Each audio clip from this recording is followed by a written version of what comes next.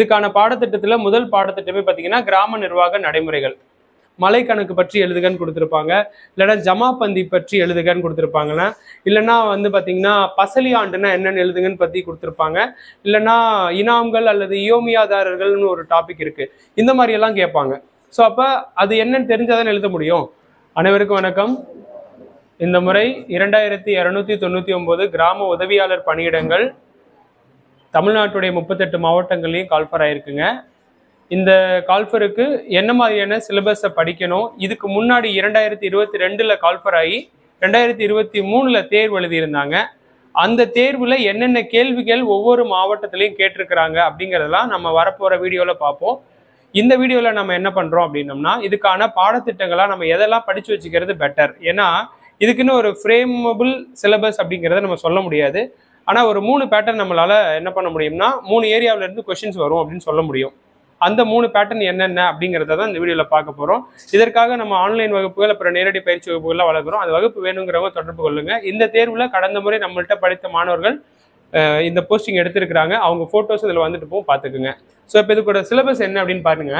கிராம உதவியாளர் தேர்வு 2025 30 மார்க் தான் ரிட்டன் எக்ஸாமுக்கு தருவாங்க. அப்போ என்ன பண்ணுறாங்க அப்படின்னா 30 மார்க்குக்கான எழுத்து தேர்வுக்கான முறைகள் அப்படின்றது வந்து வேற, பாடத்திட்டம் அப்படிங்கிறது வேற. இந்த முறைகளில் தான் நம்ம முதல்ல பார்க்க போகிறோம். இதில் 3 வகை தேர்வு முறைகள் இருக்கும். எப்படி அந்த தேர்வு முறைகள் வைக்கிறாங்க அப்படின்னா, இது எல்லாமே வந்து மாவட்ட வாரியாக வேறுபடுங்க. மாவட்ட வாரியாக இது வந்து வேறுபடும். எப்படி அப்படின்னு பார்த்தீங்கன்னா, சில மாவட்டங்களில் என்ன பண்ணுறாங்க அப்படின்னா, உங்களோட ஹால் சூப்பர்வைசர் ஒருத்தர் வருவார். நீங்கள் ஹால் டிக்கெட் வச்சுருப்பீங்க, ஒரு ஹாலுக்குள்ளே எக்ஸாம் ஹாலுக்குள்ளே போவீங்க, உட்காந்துருப்பீங்க, ஒரு ஹால் சூப்பர்வைசர் வருவார். கடந்த முறை பார்த்தீங்க அப்படின்னா வெறும் ஒரு 90 நிமிஷம் மட்டும் கொடுத்து ஒரு எக்ஸாம் பேட்டர்ன் மாதிரி 40 மார்க்குக்கு வச்சாங்க 2023.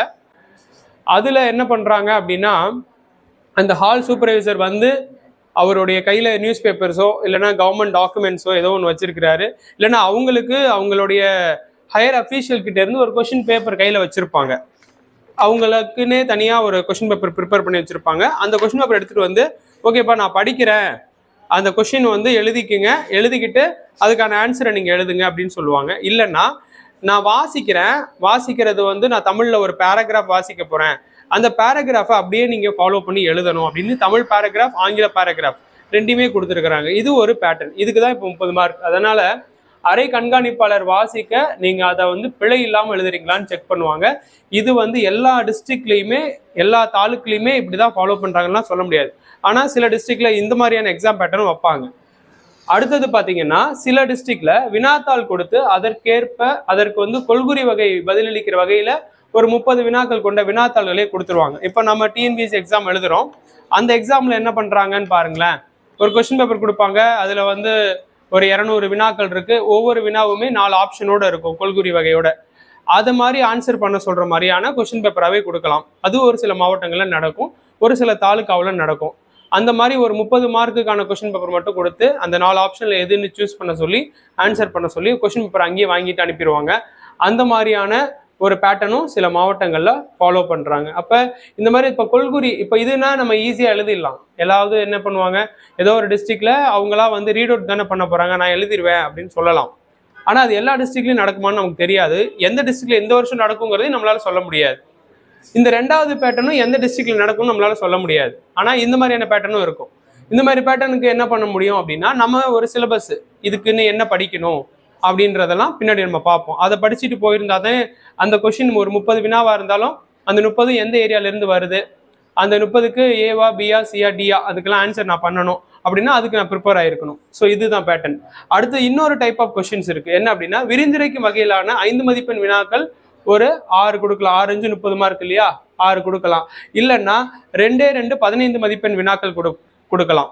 ஒரு மதிப்பெண் ஒரு வினா வந்து பார்த்தீங்கன்னா 15 மதிப்பெண் கொடுக்கலாம், இன்னொரு வினாவுக்கு 15 மதிப்பெண். அப்போ ஒரு பக்க அளவில் கட்டுரை வடிவத்தில் எழுதுங்கன்னு சொல்லி ஒரு வினாவை கொடுத்துருவாங்க, இன்னொரு பக்கம் கொடுத்து அதில் ஒரு கட்டுரை வடிவில் எழுதுங்கன்னு சொல்லிடுவாங்க. அந்த மாதிரிலாம் கொஷின்ஸ் கொடுத்துருவாங்க. அதனால இந்த மாதிரியும் சில மாவட்டங்களில் எக்ஸாமினேஷன் கண்டக்ட் பண்ணியிருக்கிறாங்க. இதெல்லாம் கடந்த 2023 பண்ணி தான் நம்மளுடைய மாணவர்கள் போஸ்டிங் போயிருக்கிறாங்க. அந்த பேட்டர்ன் தான் நம்ம பேசிகிட்டு இருக்கோம். அதனால இதில் நீங்கள் எல்லாருமே வேறு மாவட்டத்தை சேர்ந்தவங்கிறதுனால எந்த மாவட்டத்துக்கு எந்த மாதிரி எக்ஸாம் பேட்டர்ன் இந்த இயருக்கு வரப்போகுது நம்மளால சொல்ல முடியாது. ஆனால் இந்த 3 எக்ஸாம் பேட்டர்னில் தான் நீங்கள் இருக்க போகிறீங்க. அதனால இந்த 3க்கு ஏற்ற மாதிரியுமான பாடத்திட்டத்தை தான் நம்ம நடத்தி கொடுக்குறோம். ஒன்று பார்த்தீங்கன்னா இந்த வினாக்கள் எல்லாமே இடம்பெறக்கூடிய பகுதிகளாக நம்ம இங்கே வரக்கூடிய பாடத்திட்டத்தை தான் பார்க்க போகிறோம். ஸோ இதுக்கான பாடத்திட்டம் அப்படிங்கிறது என்னன்னு பாருங்க. ஸோ இதுக்கான பாடத்திட்டம் 30 மதிப்பெண்களுக்கான கொள்குறி மற்றும் விரிந்துரைக்கு வகையிலான வினாக்களுக்கான பாடத்திட்டமாக இருக்கும். முதல் பாடத்திட்டம் என்னன்னா கிராம நிர்வாக நடைமுறைகள் தொடர்பான 24 வகை கணக்கு வழக்குகள் பற்றி நீங்கள் தெரிஞ்சு வச்சிருப்பீங்க. ஸோ இதை தெரிஞ்சுக்கிட்டு போனீங்கன்னா அந்த கொஷின்ஸ் அட்டன் பண்ண முடியும். கடந்த முறை என்ன பண்ணுறாங்க அப்படின்னா கிராம கணக்கேடு அதில் 2C பற்றி எழுதுக அப்படின்னு கொடுத்துருப்பாங்க, மலை கணக்கு பற்றி எழுதுகன்னு கொடுத்துருப்பாங்க, இல்லைன்னா ஜமாபந்தி பற்றி எழுதுகன்னு கொடுத்துருப்பாங்கன்னா, இல்லைன்னா வந்து பார்த்தீங்கன்னா பசலி ஆண்டுனா என்னென்னு எழுதுங்கன்னு பற்றி கொடுத்துருப்பாங்க, இல்லைன்னா இனாம்கள் அல்லது இயோமியாதாரர்கள்னு ஒரு டாபிக் இருக்குது. இந்த மாதிரியெல்லாம் கேட்பாங்க. ஸோ அப்போ அது என்னன்னு தெரிஞ்சாதான் எழுத முடியும். ஸோ அதனால என்ன பண்ணணும் அப்படின்னா அந்த டாபிக் ரிலேட்டடாக நீங்கள் அந்த 24 வகை கணக்கு வழக்குகள் சம்மந்தமாக படிச்சிருக்கணும். அப்போ தான் எழுத முடியும். அப்போ இது வந்து நாம் ஒரு இதுக்கான சிலபஸ் பேட்டர்னாகவே ரெடி பண்ணியிருக்கிறோம். அந்த சிலபஸ் பேட்டர்ன் இதுக்கு பின்னாடி வரும். ஸோ அடுத்தது பாருங்க, உங்கள் சொந்த மாவட்டத்தின் தகவல் கேள்விகளாக இடம்பெறும் பகுதிகள் அப்படின்னு சொல்லியிருக்கோம்னா, இப்போ உங்கள் மாவட்டத்தில் எது முக்கியமான கேள்வியாக கேட்கணும்னு நினைக்கிறாங்களோ அதை கேட்பாங்க. இப்போ சில பேர் பார்த்தீங்கன்னா கோயம்புத்தூரை சேர்ந்தவங்க இருக்கீங்கன்னு வச்சுங்களேன், கோயம்புத்தூருடைய தொழில் வளத்தை பற்றி எழுதுக அப்படின்னு கொடுத்துட்றாங்கன்னா அப்போ நீங்கள் எழுதி ஆகணும். அந்த மாதிரிலாம் இருக்கும். அடுத்தது பார்த்தீங்கன்னா தினசரி நடப்பு நிகழ்வு சார்ந்த வினாக்கள். இப்போ போன வருஷம் கேட்ட ஒரு எக்ஸாக்ட் கொஸ்டினே இது நான் சொல்கிறேன் பாருங்களேன். அது போன வருஷம்னா 2023. ஏன்னா அந்த பீக்கில் வந்து அதுதான் ஃபர்ஸ்ட் எக்ஸாமுங்கிறதுனால அதில் என்ன கேட்டிருந்தாங்கன்னா அந்த கோவிட் பெருந்தொற்று உலக அளவில் என்ன மாதிரியான பிரச்சனையை ஏற்படுத்தி இருக்கிறது அதை பற்றி ஒரு பக்க அளவில் கட்டுரை எழுதுகன்னு கொடுத்துட்டான். அப்போ கோவிட் பற்றி நீங்கள் எங்கே போய் படிக்கணும்? அப்போ நியூஸ் பேப்பர்ஸ் வாசிச்சிருக்கணும். அதில் தான் உங்களுக்கு தெரிய வரும். அந்த மாதிரி கேள்விகள் கொடுப்பாங்க. அடுத்தது பாருங்க, பாடத்திட்டத்தை பற்றி பார்ப்போம். இந்த தலைப்புகள் படி தான் பாடத்திட்டம் கிராம நிர்வாக உதவியாளருக்கு இருக்கும். கிராம உதவியாளருக்கு இதுக்கான பாடத்திட்டத்தில் முதல் பாடத்திட்டமே பார்த்தீங்கன்னா கிராம நிர்வாக நடைமுறைகள். ஸோ இது வந்து விஏஓவா வேலைக்கு போகிறவங்க அவங்களுக்குன்னு இருக்கிற ஒரு மேனுவலை படிப்பாங்க.